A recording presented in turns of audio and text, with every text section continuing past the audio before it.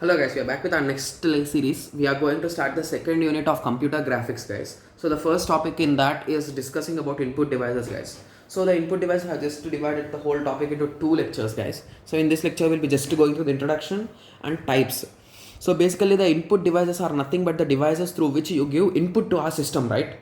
So those are nothing but our input devices. So input devices are the hardware that is used to transfer the input to the computer.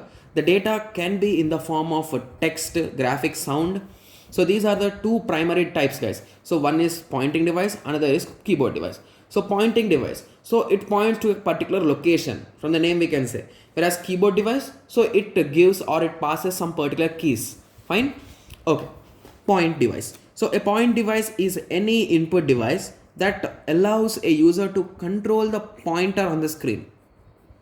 So instead of writing, you just say about cursor, guys, or you can draw this diagram so that it will be 100% clear. So keyboard is nothing but you will be having different keys, numbers and everything in which you will be entering. So a device which allows a person to enter letters, numbers and symbols is nothing but your keyboard device. So keyboard, we can enter, we'll be having enter option A to Z, 0 to 9 and all those things, right? So I hope everyone got the major difference between pointing device and keyboard devices. So now first discuss about pointing devices, guys. So only the pointing devices are divided into two types, guys, whereas in keyboard is obviously a single device. So keyboard is not having any further divisions.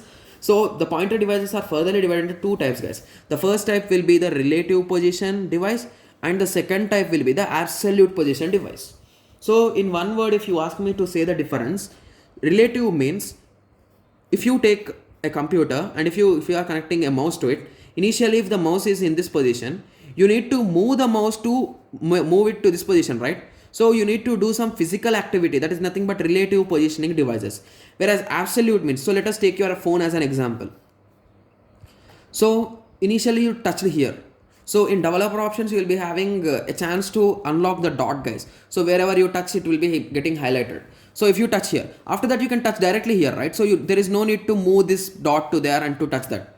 So this is an absolute. So absolute point, wherever you want to touch it, you can touch it directly.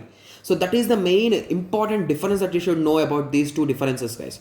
So relative positioning devices. By movement of the device, we can change the position. Whereas absolute, by clicking or touching the device, we can change the position. Okay, so the best example is mouse and trackball. Here, touchpad and touch. So I hope everyone got a clear idea on this. So in the next tutorial, we'll be going through the different types of input devices, guys. Thank you. Thanks for watching.